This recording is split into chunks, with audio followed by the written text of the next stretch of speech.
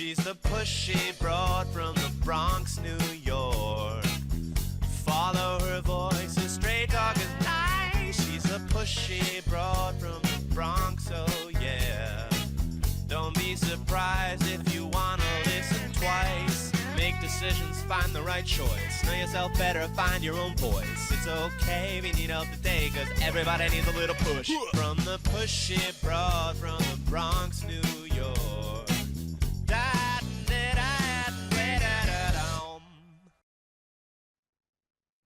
Welcome, Transformation Talk Network listeners. My name is Ellen Stewart, and I am the pushy broad from the Bronx. Welcome to my show in the new year. Happy New Year, Recovery Recharged, where we share advice and support from experts in addiction and recovery.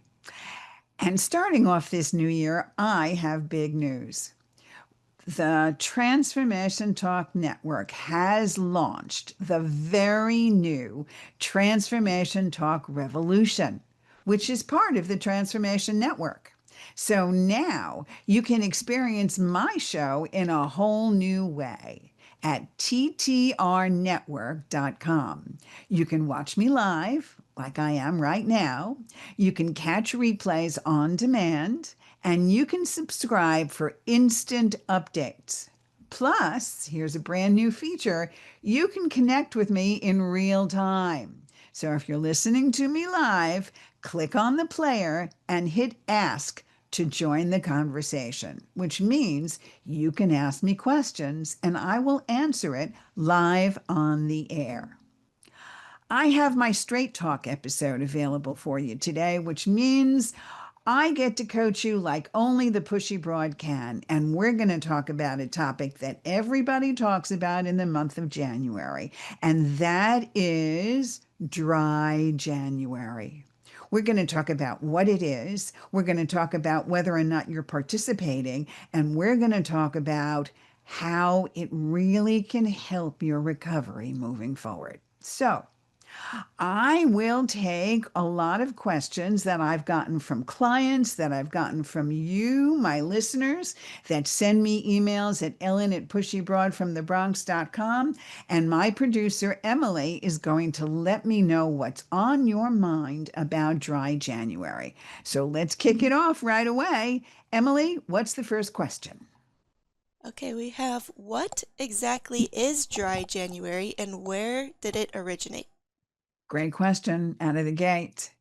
Dry January actually is voluntary. You make a commitment to yourself to either abstain from alcohol, which is basically what this is specifically about, but you could abstain from any mood altering substance, or you can abstain from sugar, or you can abstain from something that is technically harmful to you, or something that you do in excess that you would like to clear your body from. Some people do it as a way to detox for the month of January. It started in the UK, the United Kingdom, back in 2013 through the nonprofit Alcohol Change UK, and since then has become a global movement. So it started as a public health initiative, but many people now use it as a personal reset to examine your relationship with alcohol and other mood altering substances. No labels, right? Nobody's saying whether or not you have a problem. You may not even have a problem with any of those things. You just may decide that after the end of the year and all the holiday parties and all the partying, it's now time to put yourself on an abstinence program for a short period of time. Okay? So that's what dry January is. Emily, next question. Is dry January only for people who think they drink too much? Yeah, no, it's not only for those people. It's a way of just observing and telling yourself what's going on with your body. We want to see if alcohol or a mood altering substance is affecting us. Is it affecting your body, your mood, your sleep, your relationships, your productivity? Many participants are social or moderate drinkers that simply want to clarify your intentions around your habits. It's strictly about awareness, not specifically diagnosis. Emily, next question. What are the most common reasons people choose to do dry January? Well, I know that my clients want to just come off a whole month or two of holiday partying and overexerting and just doing things to excess. And now take stock, like everybody does, the first of the year with their New Year's resolutions, but not long term. The way something works efficiently is to turn around and say, I'm going to try one day at a time to do it for a short period and see if I could manage it. So that's one of the common reasons why people decide to choose dry January. And for the reasons that they are not functioning to begin with. They want to improve their health, they want to save money, they want to boost energy, they want to sleep better, they want to lose weight, and they want to start the year with discipline and focus, like most of us do. Also, somebody sometimes wants to know whether or not alcohol and mood altering substances are impacting us on a behavioral level. Are we anxious? Do we have lack of motivation? Are we having trouble regulating our emotions? These are really common reasons why people try to choose dry January. And you notice it's dry January. It's not dry 2026. It's too far in advance. Nobody can make a resolution for the entire year. We can only make resolutions for short periods at a time so that we have the best chance of sticking to them. So, Emily, next question. From a recovery coach's perspective, what is the deeper value of dry January? When my clients tell me that they are really involved in trying to abstain, I notice so many things about how they are reacting to their lives. So, one of the deepest values of dry January is self observation. You begin to see what you're doing and why you're doing it, which is awareness, which is the first step in the transformation process, which is the first step in changing negative or unwanted behaviors. When you remove a mood altering substance, you begin to notice emotional patterns and social habits and stress responses and what your coping mechanisms are. For many people, dry January becomes a mirror, a reflection of how alcohol was used previously to maybe relax yourself or connect or celebrate or sometimes mask or numb your pain. Were you using a mood altering substance to escape from your reality, to not focus on what was really important? Those are the things that come into focus, which is a much deeper value that a recovery coach gets to work on with you when you are free of all mood altering substances. And if that is working for you and you're already 2 weeks into it, I'm really proud of you. If you decide that after this and the session that I'm talking to you about today, you want to start, there's no time like the present. One day at a time. You can also go to pushybroadfromthebronx.com and I'll help you get started with a free consultation for the new year. Life coaching, recovery coaching, I'm here to show you what it's like to really change your life. Emily, next question. What physical benefits do people commonly notice during dry January? So many of my clients report, first of all, they're sleeping better, which is amazing because everybody wants to sleep better. And also, their stress levels have diminished. They have clearer skin, better digestion, more stable energy levels.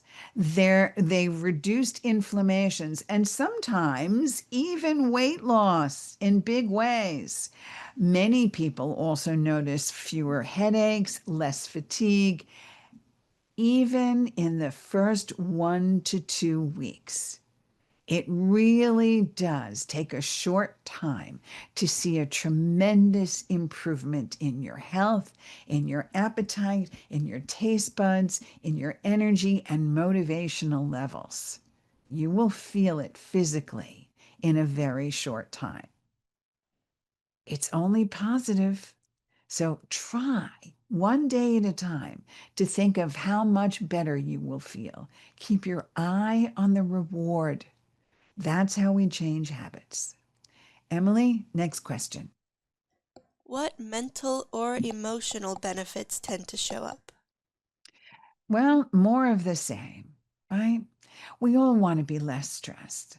We all want to be less anxious. And we think that a mood altering substance is going to do that for us, to calm us down and make us feel less stressed. But it doesn't work that way. Alcohol and drugs only put off what's there, and many, many times causes an imaginary paranoia to make those situations worse. Haven't you found that? Right? You're smoking a joint or you're drinking a lot, and it's only making you feel as if it is more difficult to cope or it's more stressful to cope. But when you are losing mood altering substance, the alcohol's depressive effects on the nervous system goes away. So you feel more grounded, you feel more present. And without smoking marijuana and doing anything else that you might be doing, your mental acuity returns. You're mentally sharp. You know the pushy broad is talking from experience, right? I'm 40 years clean and sober. It doesn't mean that I didn't feel what you were feeling when you were going through all of this. So I can just tell you how much better it gets. Slowly, 1 day at a time. Call the Pushy Broad. Pushybroadfromthebronx.com. Go on the web, make an appointment for a free consultation. We'll have a private conversation about how you can do this 1 day at a time. Emily, next question. What are the biggest challenges people face when attempting dry January? Yeah, number one challenge. People are afraid. They're afraid to do things that may change them. They're afraid to interrupt patterns, even if they're not healthy patterns. That's why mindfulness, the technique of mindfulness, really works. Mindfulness means basically 1 day at a time, which is a mantra in terms of recovery, which in 12-step recovery or smart recovery or all of the other types of treatment modalities, 1 day at a time is the only way to tackle something.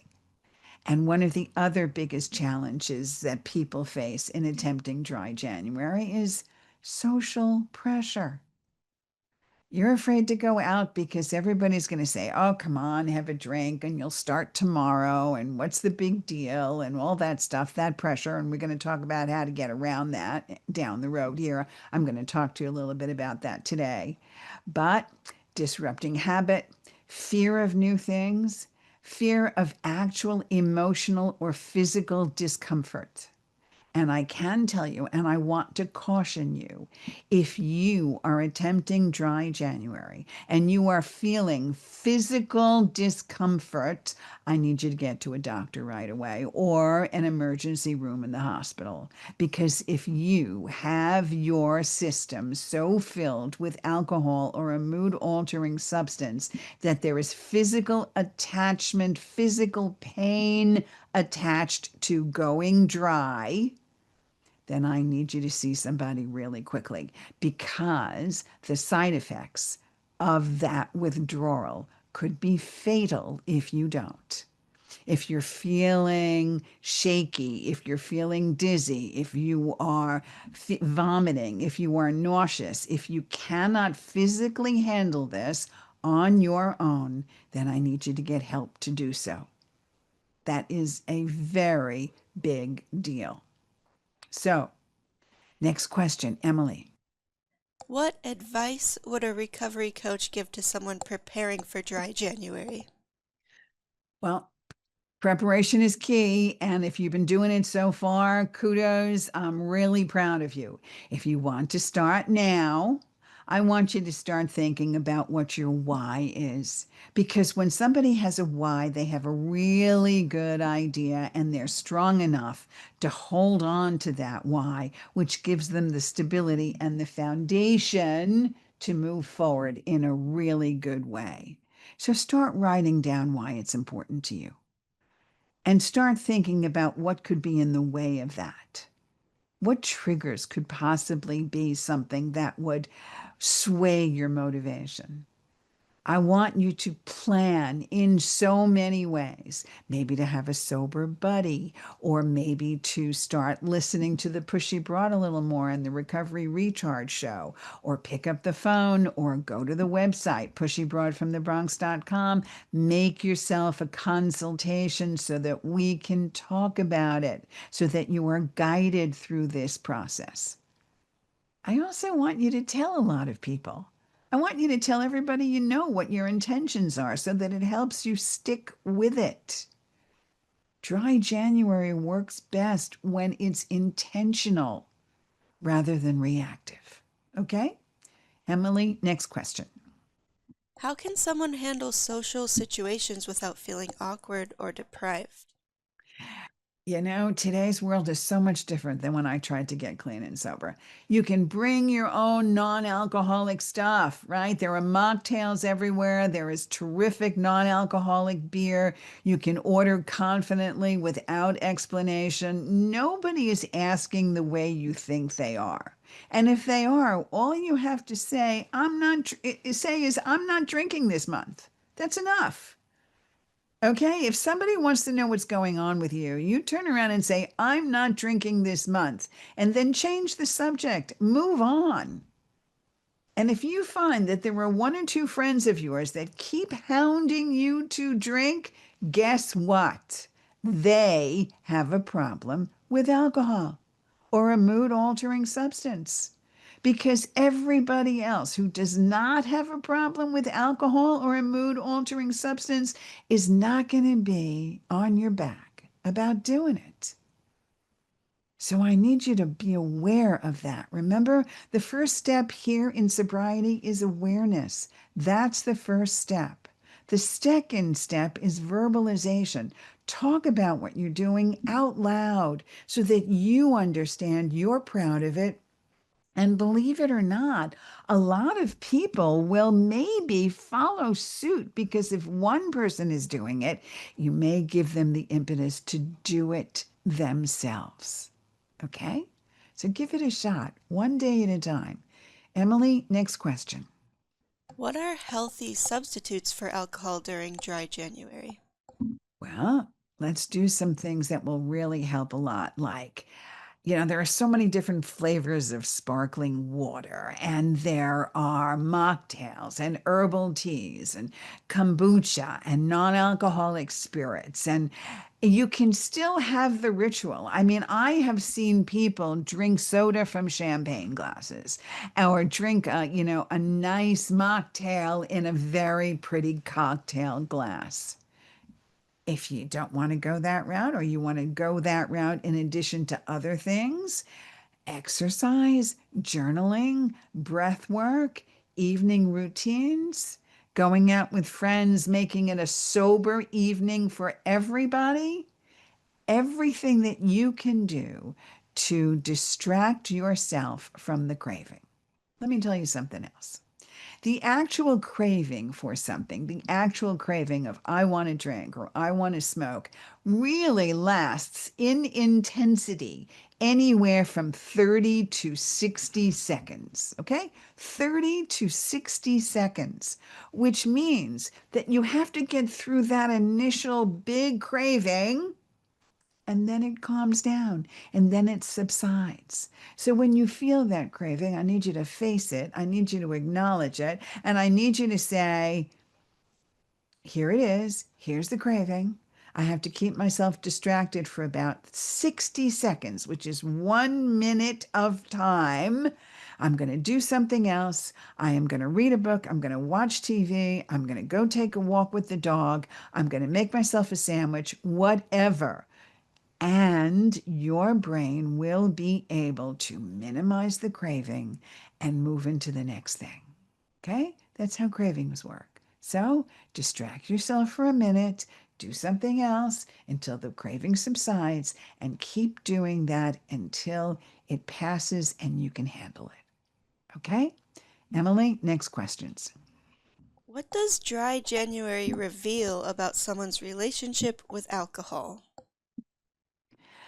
Well, the biggest thing is it's going to reveal how automatic or how emotionally driven you may be by drinking.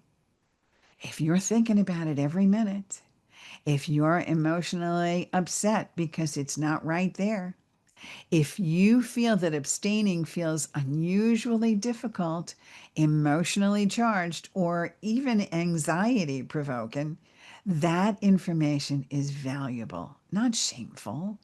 Awareness, again, is the first step towards choice. If you're not aware, you don't know what you're choosing. You're only choosing what your body is craving. It doesn't mean it's healthy for you. But when you're aware, when you can take yourself out of the play and put yourself in the audience and take a look and see what you're doing from an objective point of view, from a clean and sober point of view, then you can be honest with yourself without judgment, without shame, but in an attempt to get better and self develop and grow. Okay? Emily, next question. Can dry January be a warning sign of a bigger issue? Yeah, it can. Absolutely. But it can be an indicator, not a diagnosis, because you're not a doctor and you're going to have to go check it if it is. If you experience intense cravings, irritability, sleep disruption, distress, it may suggest a dependence or an emotional reliance or an addiction. Then you need to call the Pushy Broad. Pushy Broad from thebronx.com. Make an appointment for a free consultation. And I will direct you towards the next step for sure. But if you have a very difficult time and you are struggling and you start the abstinence program and you're okay for a day or two and then you can't do it and then you're drinking and then you stop and then you start again a million times, it means that this has become a part of your life that you cannot let go of. And because of that, you need to address it and get some help around it. Emily, next question. What role does self-compassion play in dry January?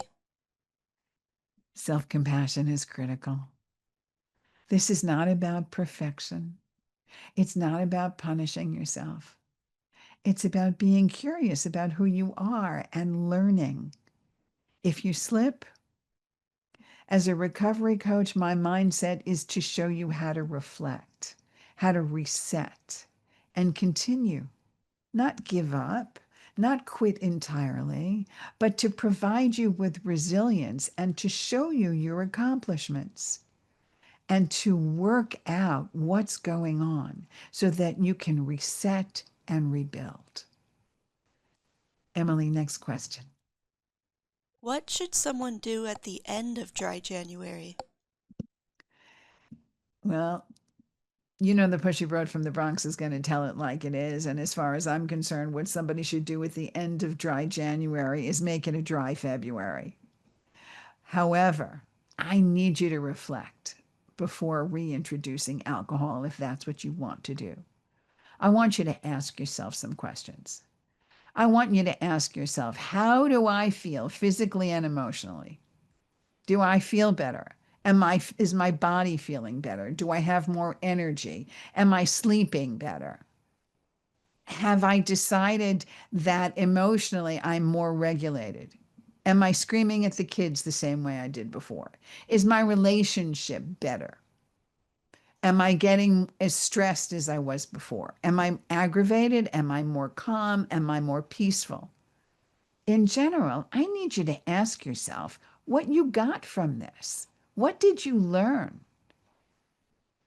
And I want you to decide if you want to drink differently going forward, if you think you can drink differently going forward. And I need you to make a plan. And sometimes that means using a coach or using your therapist or talking to someone else and saying to yourself, I am not going to drink more than so many glasses a week. For men, no more than eight or nine pieces of alcohol, 8 or 9 drinks a week. For women, no more than 6 or 7 drinks per week. In fact, I'd like to see about half of that. But sticking to a regiment, to a function, to a schedule.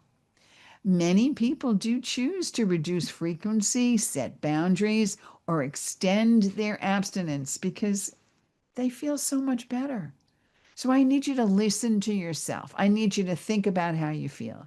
There are so many celebrities out there, and you know who they are. They've talked about their drinking. They've talked about doing dry January and then going further and further and further because they really did a good job. And they couldn't deny that they felt sensational. So why wouldn't you prefer that to feeling like crap every time you picked up a drink? So think about it. Emily, next question. How can dry January positively impact the rest of the year? Yeah, a little more of that. You get to know yourself so well. You begin to build self-trust. And completing it shows that change is possible and that your habits are flexible. You're not dialed in only to negative habits and negative ways of doing things. You can finally see some real change that actually helps for the better. And you can maybe take this and carry it forward to other healthy habits and coping strategies, maybe holding on to stronger boundaries and having a more intentional relationship with yourself and with how you feel about mood altering substance long after January ends. Okay? All right, Emily, more questions? How can participants track their progress or stay motivated throughout the month? Well, one of the ways you can do that to make sure you're going in the right direction is to work with the Pushy Broad. So I want you to go to the website, pushybroadfromthebronx.com, and I want you to make an appointment for a free consultation. I want you to begin dry January, and I want you to have a great new year because I think you can do it, and I'm proud of you. So take the time, do the right thing for yourself. Thanks so much for listening. We'll see you next time. This is Ellen Stewart, the Pushy Broad from the Bronx, saying thanks for listening. And remember, everybody needs a little push. From the Pushy Broad from the Bronx, New York.